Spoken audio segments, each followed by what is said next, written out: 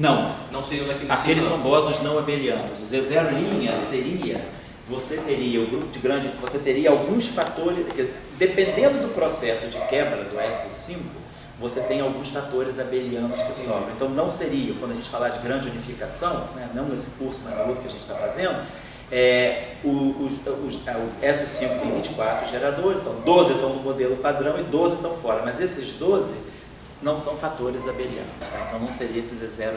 Esses fatores abelianos são gerados por outros mecanismos de quebra que podem, por exemplo, incluir outras físicas além do modelo padrão. Por exemplo, dimensão extra, supersimetria.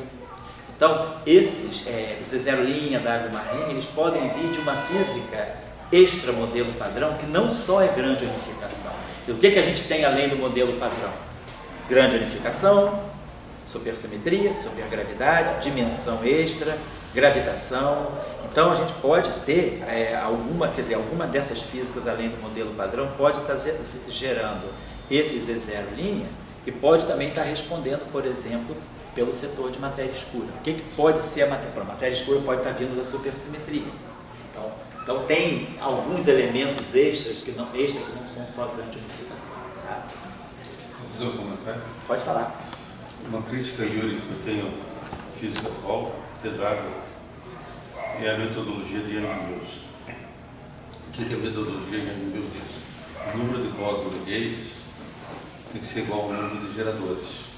Então, se você quer botar mais um Z0', você tem que pular para um grupo maior. Errado. Você pode ir para o grupo 1, bater o 1 e botar Z0'. Por isso que eu estou falando, você pode com aquele 1 dele, você botar mais na toda dele. Então, é um caminho. O problema é que você não pode violar a simetria. E na discussão primeira, na sua dele aqui, a gente está querendo ver eletromagnetismo. Por isso que eu sempre insisto. Eletromagnetismo para mim é a conservação da carga elétrica. O 1 conserva. Então eu estou com a minha novela já no início bem definido. Agora, ele fala que ele não vai no fim contar a história. Porque eu só quero dizer que o que acontece com o modelo padrão é que, o que eu entendo, é que no final, eles começam com S2 e 1. E no final, no último capítulo, ele transforma tudo em 1. E decide. E a pergunta que vem natural, né? Por que não começa no primeiro capítulo com 1? Esse o curso todo acho que vai ter um pouco... A gente vai estar sempre se debatendo para essa questão. Então, vamos dizer assim, nós vamos adotar e por quê, né? Eu já entendi que vocês entenderam por que 3 ou 1 seria o supérfluo. Todo mundo falou um pouco, constante de acoplamento demais, bósons de gauge em excesso, mas aí o Yuri falou, mas será que não seria um daqueles do LHC? Vamos ver se pode, vamos manter isso na pauta do curso. E excesso de números quânticos. Eu estou descrevendo duas interações, tem de duas constantes de acoplamento, e se eu tenho, né, a interação fraca, ela parece mexer com a carga, e eu tenho, por outro lado, a carga eletromagnética, então, quantos números quânticos realmente eu precisaria para descrever um processo fraco? Será que eu precisaria de 6 números quânticos, né? Eu descrevo a interação forte, né? Se a simetria for SO2, como dizia lá Young-Mills, eu precisaria de um número quântico, que era o spin forte. E a interação fraca, com 3 fatores, o 1, seria excessivo. Então, a ideia seria, vamos manter, por que é possível manter apenas um número? Então, a gente está pensando que nós vamos construir uma formulação baseada no SO2 left, que vai cuidar dos dubletes, do dublete neutrino left, left, e uma simetria 1 associada a um número quântico, que a gente ainda vai definir, mas aí eu volto a dizer uma coisa que eu já disse para vocês, que a interação eletromagnética, ela é colocada à mão. Então, eu quero ter o eletromagnetismo aí dentro. Então, se eu tiver um único, eu consigo colocar o eletromagnetismo como? Qual é a informação? Então, vou pensar aqui. Nós temos o dublete left e aqui o nosso lepton left. Esse neutrino aqui é o neutrino associado a esse left. E temos o lepton right. Então, nós falamos, cada um deles poderia definir um certo 1. E esse 1 carregaria a informação de um número quântico que eu poderia interpretar de alguma maneira. Mas, lembrando que eu quero ter o eletromagnetismo aí dentro. Então, eu quero ter uma formulação unificada, onde eu não estou vendo ainda o 1 eletromagnético, mas eu quero que o 1 eletromagnético emerja, mas não no último capítulo, como você está insinuando. Quero que a gente já comece a ver essa simetria com o 1 aí dentro. Então a ideia é, com esse único, o 1 aí, eu posso, vamos dizer, calibrar esse o 1 aí, para que ele dê conta do eletromagnetismo, introduzindo aquela relação que a gente chama de relação de Kelvin-Shigino. Essa relação, ela é uma relação tipo meio coringa, né? Porque ela vai permitir que a gente inclua o eletromagnetismo, mesmo que ele não esteja explícito aqui, da seguinte maneira. Nós vamos definir que a carga elétrica, o operador de carga elétrica, ele pode sempre ser escrito como a terceira componente do spin isotrópico mais o número quântico da simetria, o 1, dessa forma.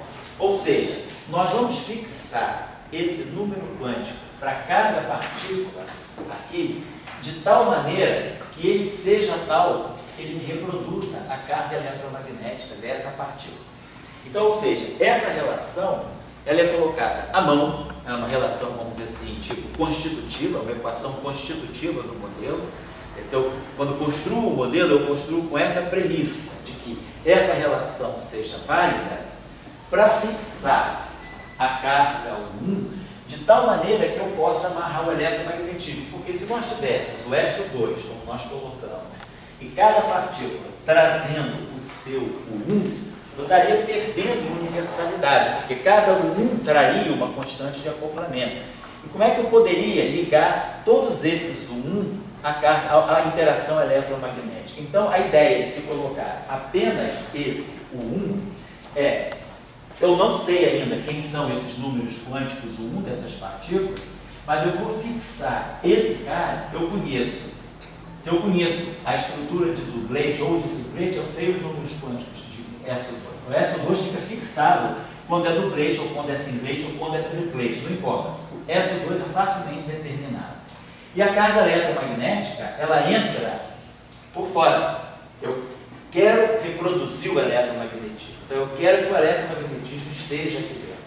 Então, eu amarro essa simetria com 1, quer dizer, isso aqui tem a ver com SO2 no setor 10. Isso aqui vai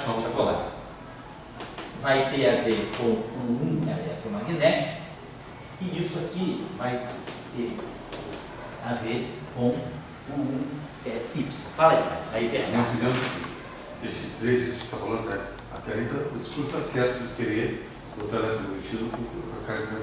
Agora, a questão clara é o seguinte: o dublete não é necessariamente S2.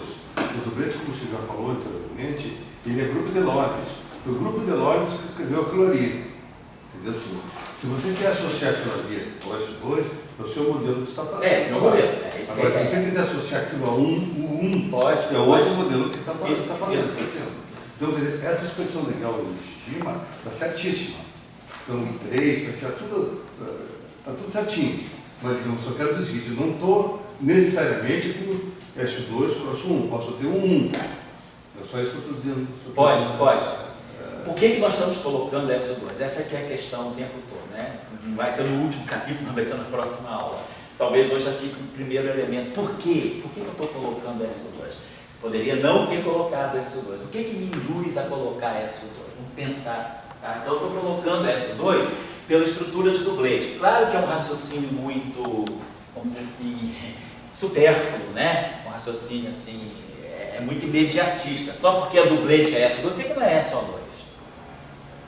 Ou por que não é SO4? SO4 também tem representação em dublete. SO4 é um grupo com 6 geradores. E a gente pensa, o SO4 é baseado no quartete? Não. No quadruplete? Não. O SO4 tem dublete também, porque a representação, se a gente olhar a álgebra de Lie SO4 nada mais é exatamente um SO2 cross SO2. SO2. SO4 é a reunião de dois SO2.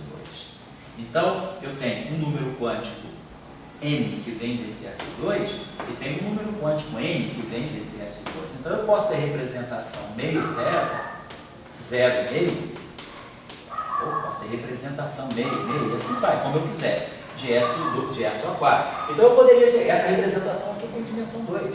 Então, eu posso pegar um dublete de SO4, posso pegar outro dublete de SO4, posso pegar um quadruplete de SO4. Então, nada me diz, o fato de ser dublete não necessariamente significa SO2.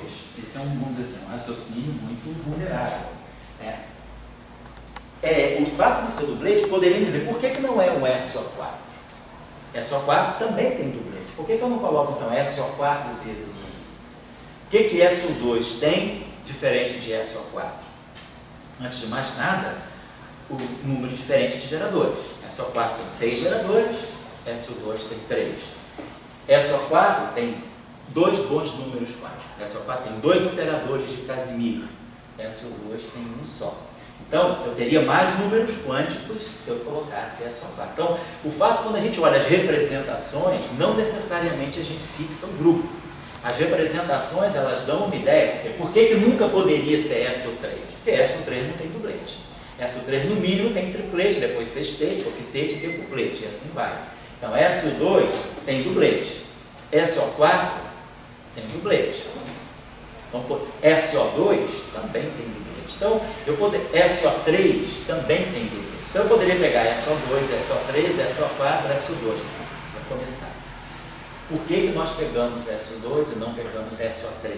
Por que nós pegamos SO2 e não pegamos SO4? Se é dublete, poderia ser qualquer coisa. Oi? Aí começa o filme. Pode ser qualquer coisa. Vamos dizer. E daí que vem a questão, vamos dizer. A questão é o seguinte, vamos dizer, você está querendo dizer, vamos dizer, um filme, qual filme? O filme eletromagnetismo. Tá? Só um número quântico. Certo. Então, seja S2, o 1, tem só um número quântico. Então, tudo bem, pode pegar um ou pode pegar outro. Entendeu? Como você falou, se O4 já tem 2 números quânticos. Então, talvez daí você vai ter muita dificuldade de começar no capítulo inicial, já dizer que está com eletromagnetismo. Entendeu? Então, agora, quando você coloca o SO2, a minha pergunta que tem, você vai ter 3 correntes conservadas. Quando você bota mais aquele 1, você vai ter 4 correntes conservadas. E a pergunta, vocês estão entendendo o que eu estou falando?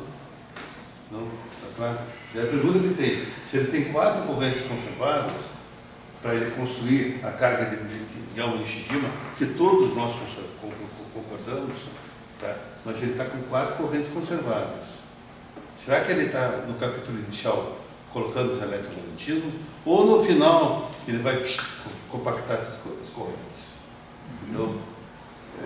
A pergunta é só essa. O capítulo inicial já tem eletromagnetismo ou vai ser no capítulo final?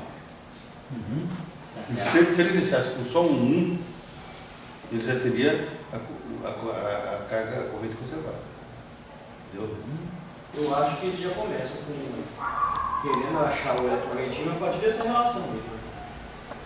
Aí ele vai olhar como que essa simetria vai, no final das contas, representar as cargas elétricas das correntes. Se a gente está colocando Gell-Mann e Shijima nesse momento, a gente já está dizendo, ó, eu quero ter o eletromagnetismo aí dentro.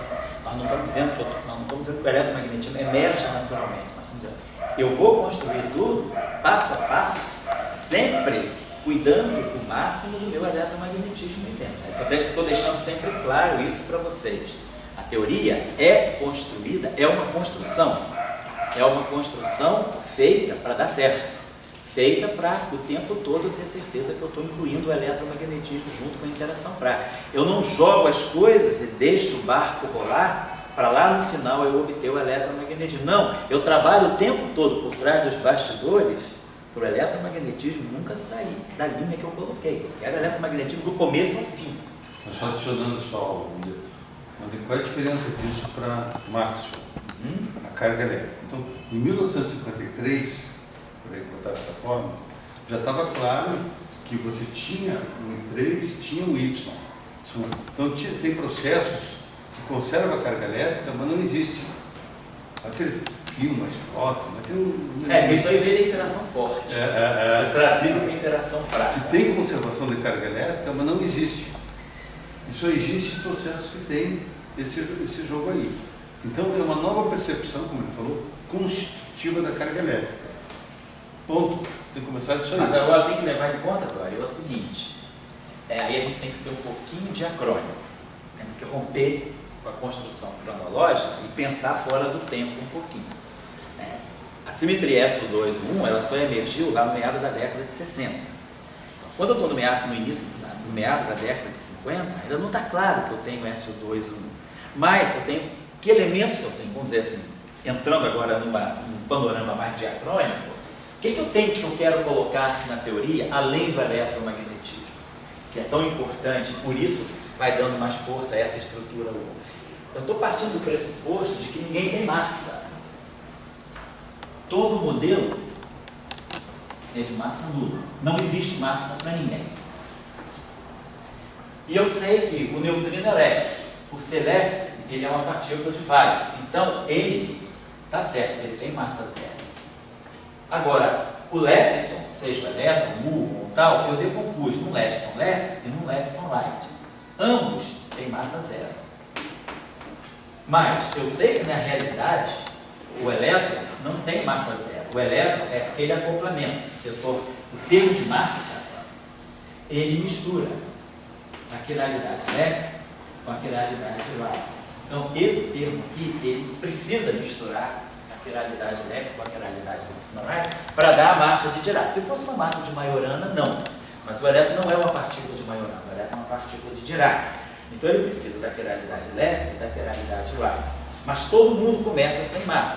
Um dos aspectos que o modelo eletrofrágico, que a teoria eletrofrágica quer cobrir, é ela trabalhar uma gênese para a massa das partículas. Porque quando começa o modelo, ninguém tem massa. Quer dizer, quando a gente for colocar aqui o mecanismo de Higgs, não é só o bóson vetorial que vai ficar macio. Os leptons também vão ficar macios. Os leptons carregados. Então, o mecanismo de Higgs, ele não atende só a massa do campo vetorial, ele atende a massa de todo mundo. Todo mundo é sem massa. Colocou o Higgs quebrou a simetria, algumas massas vão aparecer.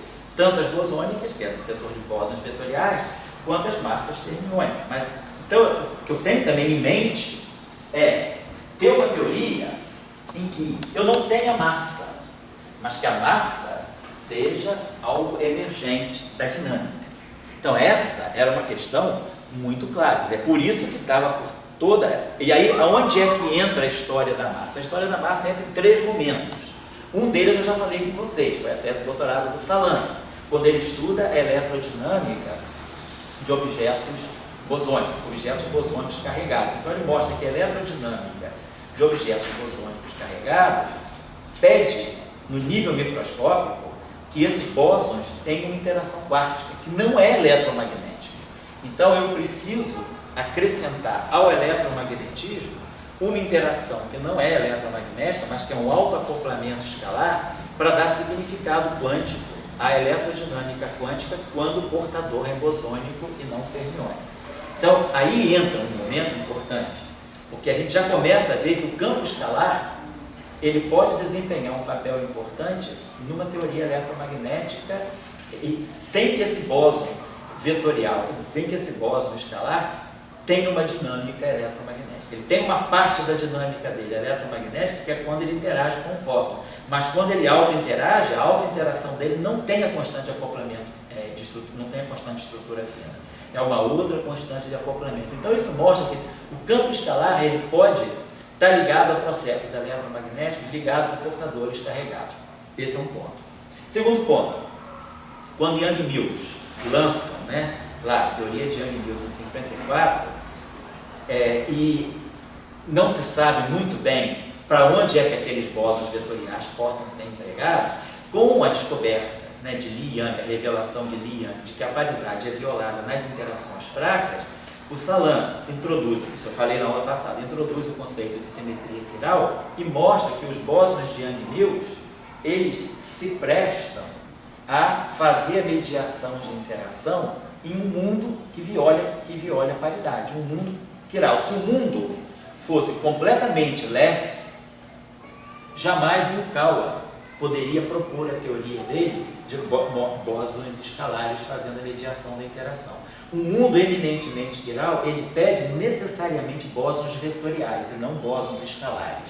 E aí o trabalho de Yang Mills ganha sentido quando Salam percebe que Li Yang declara e aprovar que a paridade é violada. Salam retoma o trabalho de Yang Mills, que na verdade era um trabalho também na luz do Shaw, e fala, não, esses bósons vetoriais, eles podem dar sentido à interação para o setor left. Partículas eminentemente left, se eu pegar a interação eletromagnética, ela preserva a chiralidade.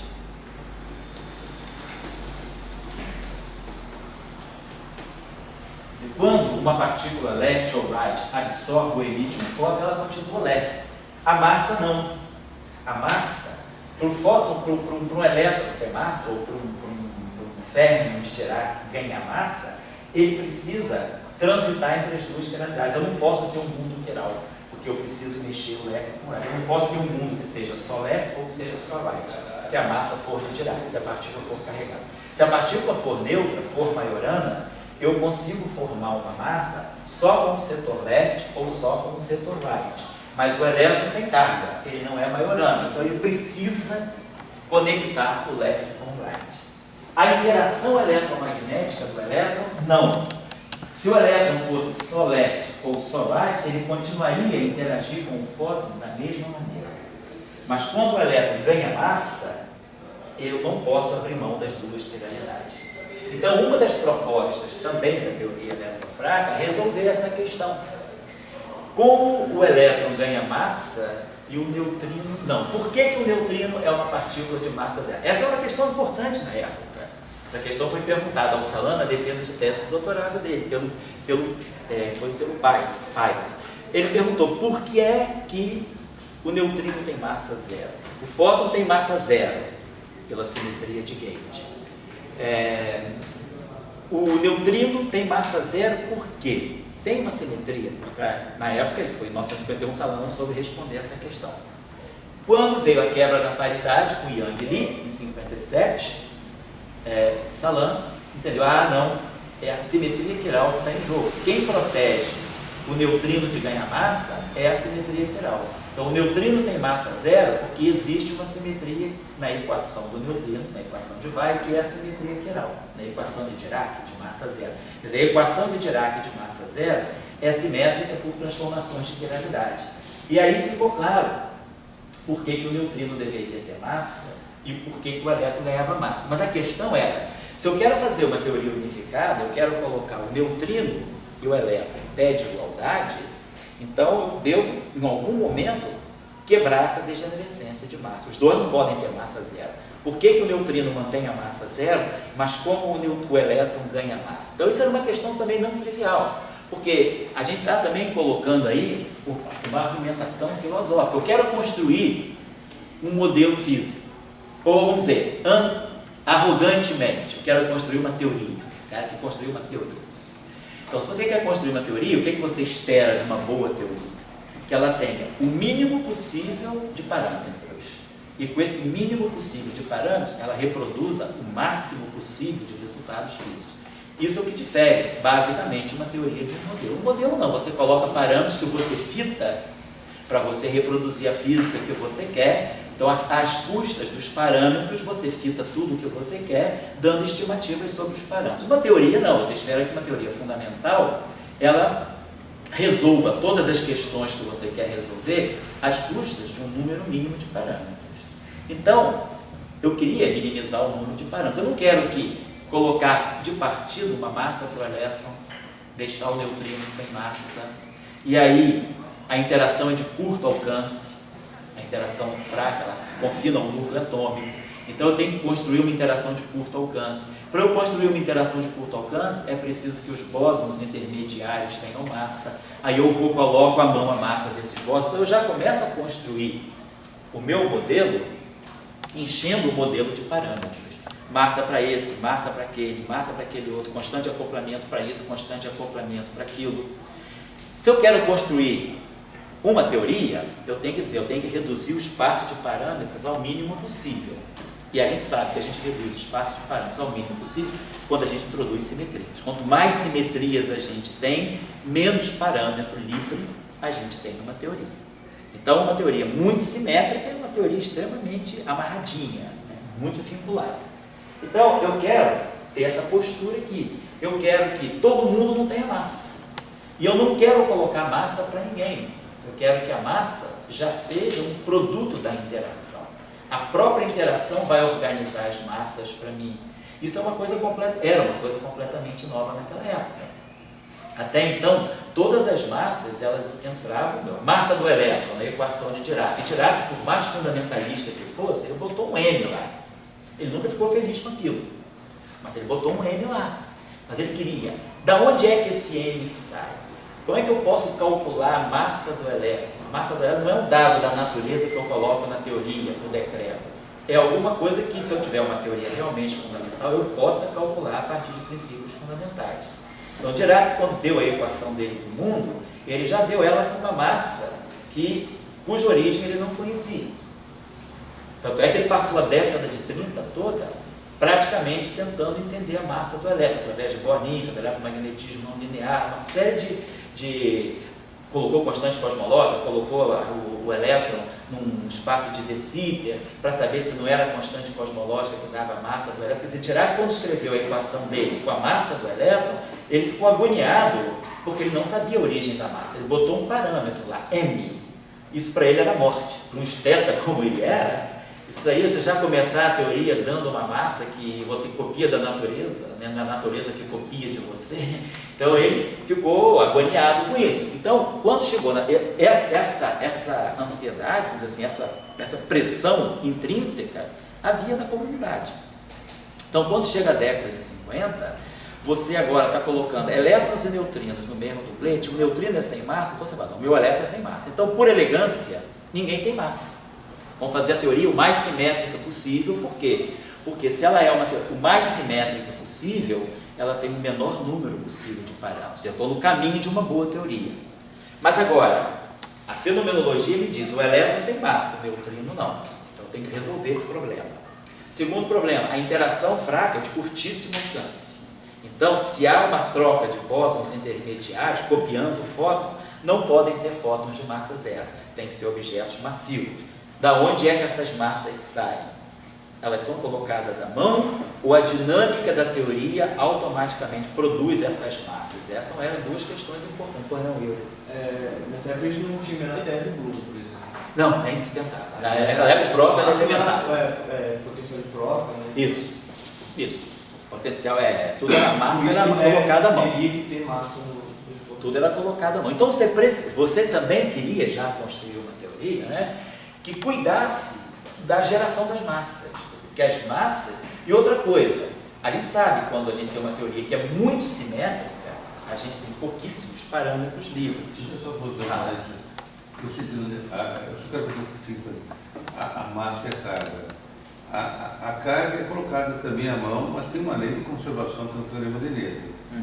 A massa é colocada à mão, mas também quando você tira o propagador, você tem E2 igual a P2 mais M2, está ali, né? Se você colocar a massa, perfeito. O polo do propagador aparece bonitinho. Hoje, eu acho que essa é uma coisa fantástica, que eu não acredito, que é a questão do Higgs, que ele dá massa para todo mundo, ele deu uma origem para a massa. Esse mesmo papel que o Higgs fez da origem para a massa, não tem uma origem para a carga. Não, né? nós não temos um mecanismo de Higgs para carga. A gente continua colocando a carga à mão. Né? Onde é que vem a carga elétrica? Isso. A massa é um teorema de Noether configurado. Porque o que o elétron tem de essencial? Vamos dizer, a massa, a carga e o spin. A gente entende a origem do spin do elétron. Qualquer partícula nasce com o spin porque está no grupo de Lorentz. Então, você entende a origem do spin do elétron. É vamos dizer assim, uma resposta do elétron ao espaço-tempo onde ele vive. Se você mudar o espaço-tempo, você muda o spin. Você bota um elétron no espaço de anti-de-Sitter, o spin dele muda. Então, o spin, ele segue, vamos dizer, o espaço-tempo onde você está. A massa, vamos dizer, a gente resolveu o problema pelo campo de Higgs. Mas a carga, não. A carga, da onde é que vem a carga? Então, algumas propostas para a origem da carga podem ser, por exemplo, Kaluza-Klein. dimensões extras. Você começa a perceber que talvez você possa interpretar como a carga elétrica aqui no nosso mundo aquilo que seria um número quântico associado a uma dimensão extra. Mas assim, um mecanismo estritamente quadridimensional para você dar origem da carga, a gente não tem. Então não tem um mecanismo de Higgs para carga. O elétron, a gente vai ver aqui no curso, o elétron, quando ele ganha massa, automaticamente o problema da carga é resolvido, né? Então, essa é uma questão, porque também vocês estão observando aqui é o seguinte, nesse nível eu não tenho carga eletromagnética, eu tenho carga SO2 e carga U1. Então, o elétron tem massa zero, porque ninguém gosta de conviver com essa situação, uma partícula carregada de massa zero. É difícil a gente, quer dizer, não temos nenhum exemplo na natureza de uma partícula carregada de massa zero, né? Não tem nenhum princípio que mostre isso, mas nós não temos. Então, nesse momento, vocês poderiam pensar, poxa, mas o elétron tem massa zero, como é que ele tem carga elétrica? Mas a teoria vamos dizer assim, seria rica o suficiente para dizer o seguinte, na fase em que a teoria apresenta um elétron de massa zero, a carga elétrica não existe. Os números quânticos que existem são SO2 e o 1. Eu tenho SO2 e tenho o 1, e tenho um elétron de massa zero. O elétron não tem nenhuma noção de carga elétrica. Então a gente vai precisar de uma certa estrada ainda, a gente vai colocar o bóson de Higgs. Aí depois que o bóson de Higgs quebrar espontaneamente a simetria, o eletromagnetismo emerge. E aí, o eletromagnetismo emerge, o elétron emerge com uma massa, e aí a carga automaticamente aparece. Então, quando o elétron ganha massa pelo mecanismo de Higgs, ele também ganha carga. Mas a carga vem porque a simetria, o 1 que eu coloquei à mão, ela emerge. Mas eu não provei que a carga do elétron nasceu junto com a massa, porque ela já estava lá embutida no guião no NXG. Mas eu acho que isso aqui é importante, que a gente está construindo um modelo já embutindo a noção de carga eletromagnética. Mas aqui, nesse momento, em que todo mundo tem massa zero, eu tenho esse número quântico e esse número quântico. Isso aqui é uma relação meramente constitutiva, mas ainda priva de interpretação. Eu não tenho interpretação para essa carga eletromagnética, porque os geradores da simetria são esses dois caras. Então, os números quânticos, quando eu olho para a teoria na fase em que todo mundo tem massa zero, os números quânticos são o I3 e o Y.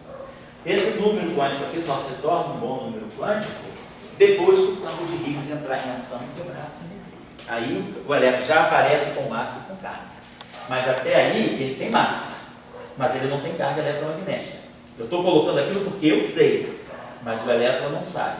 Daí é uma coisa que eu sei sobre ele. O que o elétron sabe é que ele se posiciona com esse número quântico de SO2 e com o número quântico que nós vamos definir aqui para o 1. Quer dizer, o elétron left, por exemplo, né? O elétron left está aqui. Então, se a carga eletromagnética dele é menos 1, e se o I3 dele está na parte inferior do dublete é menos 1,5, então a hipercarga dele vai ser fixada também como sendo menos 1. Então, esse elétron que está aqui, ele sabe que ele tem essa carga menos 1. Mas esse elétron que está aqui, ele tem carga eletromagnética menos 1 também. Isso eu sei. Ele não sabe, mas eu sei. Mas ele sabe que ele é um singlete de SO3, de SO2. Então, isso aqui é zero. O singlete é zero. Então, a carga, o 1 dele é menos 2. Então, esse elétron aqui responde a esse 1 com carga menos 1. Mas a componente right do elétron responde a essa mesma simetria com carga menos 2. Então é isso que o elétron sabe de si. Na verdade não existe um elétron nesse momento, existem dois elétrons.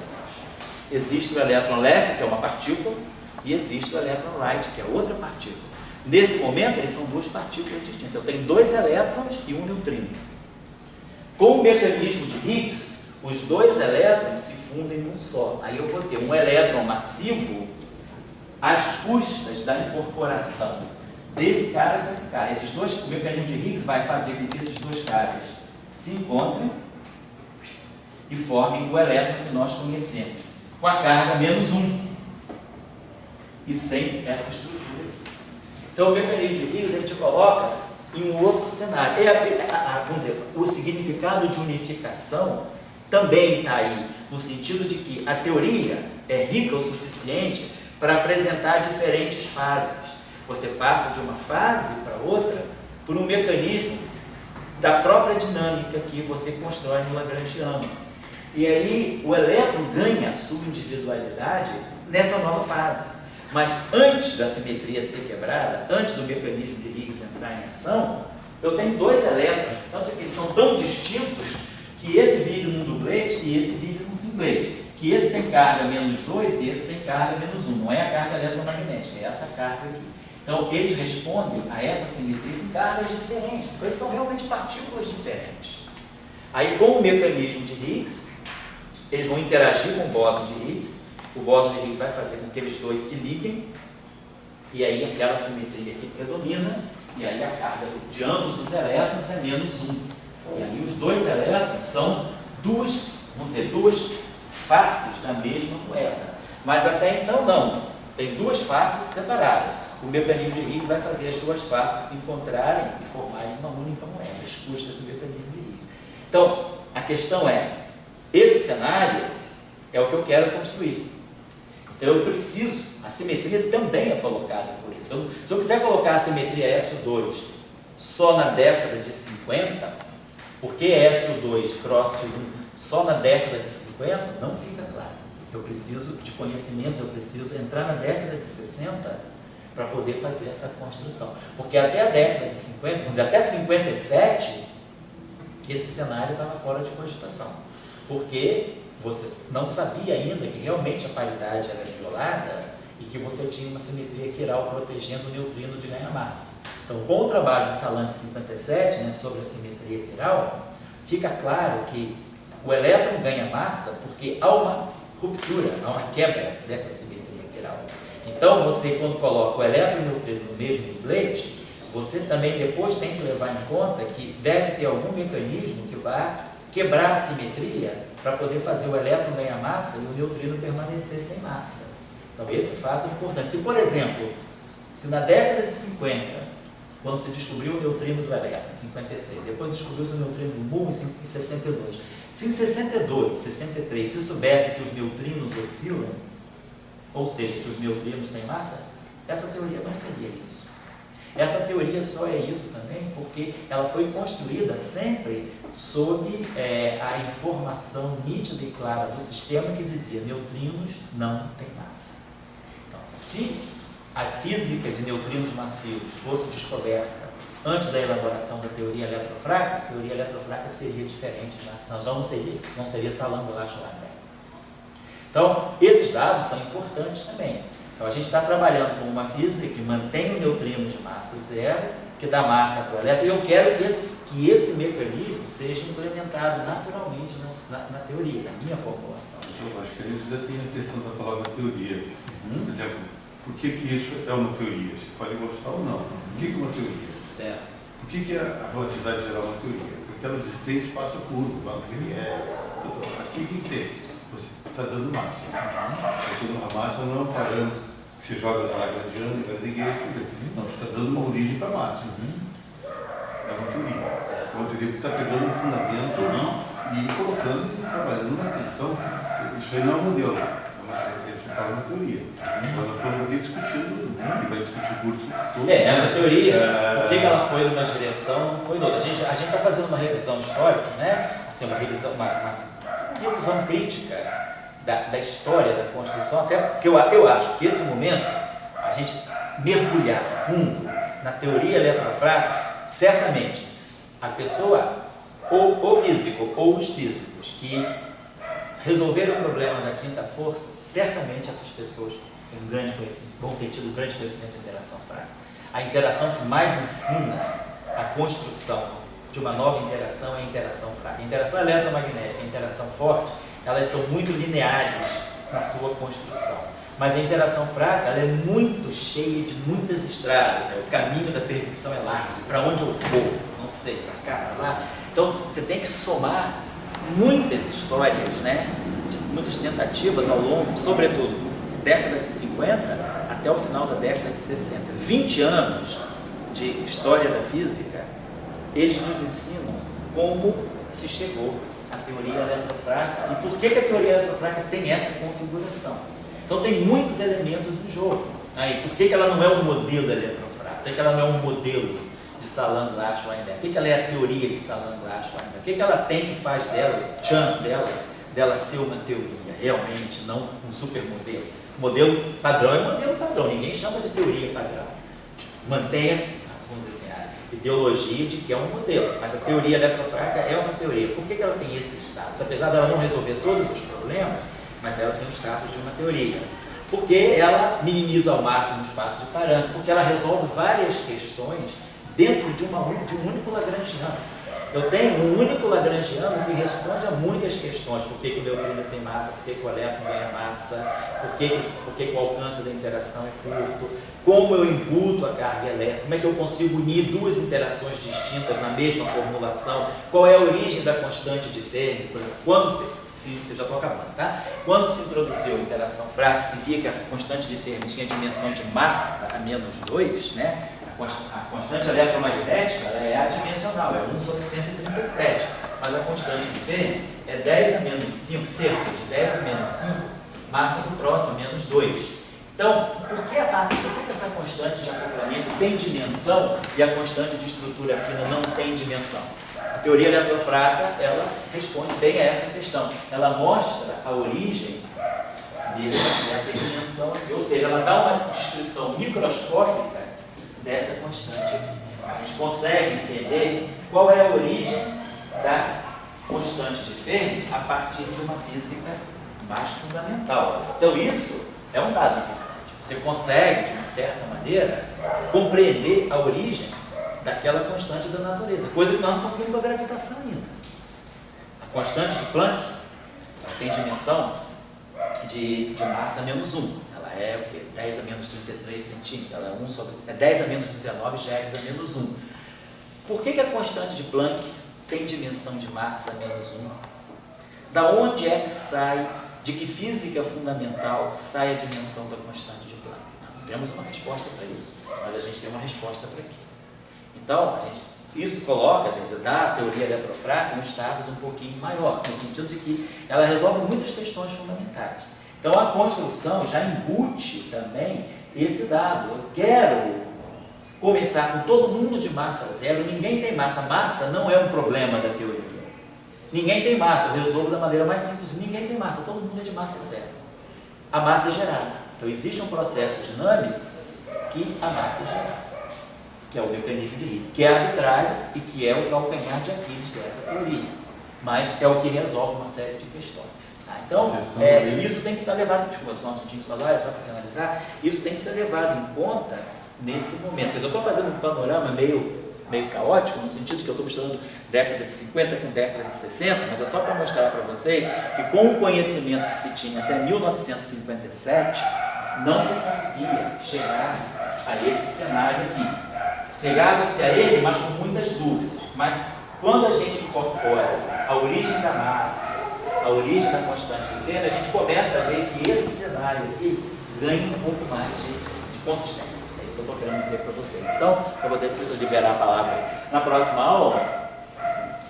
Espero que vocês durante essa semana possam meditar um pouco mais sobre essas questões, não é estudar, não, pensar nessas questões, e se vocês conseguem assim, se termalizar com essa simetria aqui, entrar em equilíbrio térmico com essa simetria, que é a simetria que nós vamos usar, tá certo?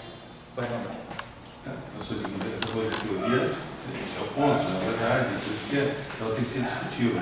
Acredito que tem essas pessoas que trabalharam com massa, como Newton, como Einstein, eles aceitariam essa origem das massas. Essa é uma questão grande. Certo. A questão da massa está longe de ser resolvida ainda, na verdade, né?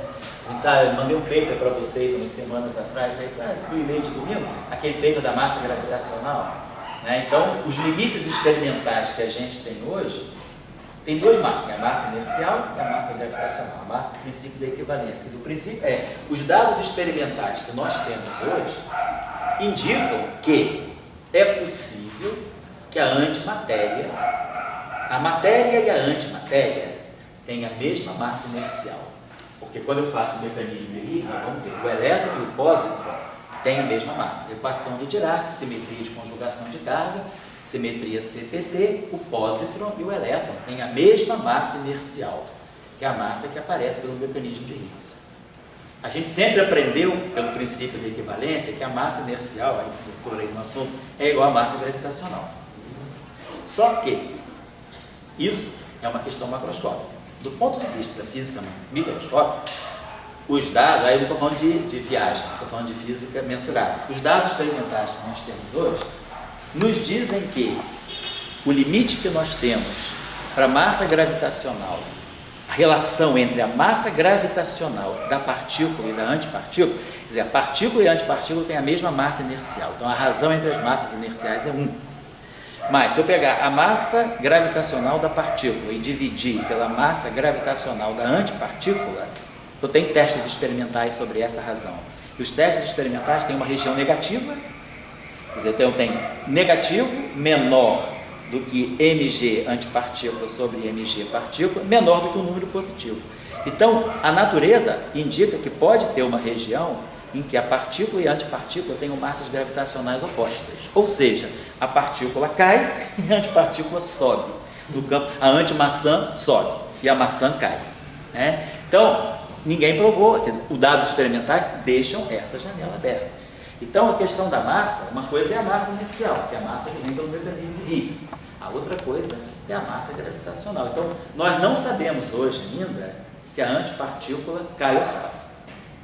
Não teve, o único experimento que está sendo feito, que é com o antihidrogênio dura muito pouco, mas já se dura bastante, já se conseguiu segurar o antihidrogênio por 17 minutos, mas esse tempo não é suficiente para fazer uma experiência com esse nível de precisão. Então, saber se eu largar o antihidrogênio, ele cai ou sobe. Bolsa de valores aí, vão apostar. O que vocês acham, né? Mas então, essa questão é uma questão simples. Né? E não está resolvida, está longe de estar resolvida. Então, o princípio da equivalência, né, ele é questionado também. Né? Então, a gente está falando microscopicamente, macroscopicamente a gente não tem problema. Ninguém também conhece uma estrela de antipartícula. Nós não conhecemos, não existe astrofísica de antipartícula. O que é uma antiestrela, né? O que é uma antimagnetar? Nós não temos isso. Então a gente não tem dados macroscópicos. Se tivesse, a gente saberia se a antiestrela se repele ou se atrai. Mas a gente não tem. Então a física microscópica é o que a gente tem. Então a gente vai querer olhar CPT. Quer dizer, o que está em jogo é CPT. Saber se a massa gravitacional da partícula e da antipartícula são iguais ou não. Se elas forem diferentes, mesmo que elas não sejam negativas, mas quem sabe a partícula é mais atraída do que a antipartícula. Os dados experimentais deixam isso ainda em aberto. Nós não temos uma física que vincule a massa gravitacional, é a mesma para partícula e antipartícula. Então, é um teste da invariância CPT. Quer dizer, a invariância CPT ela está em aberto nesse regime aí. Tá? Então, a gente acredita que ela seja uma boa simetria, mas para massa inercial. Fala aí, tio Dimar.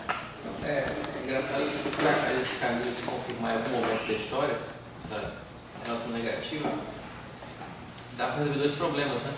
A energia escura acaba indo embora, porque...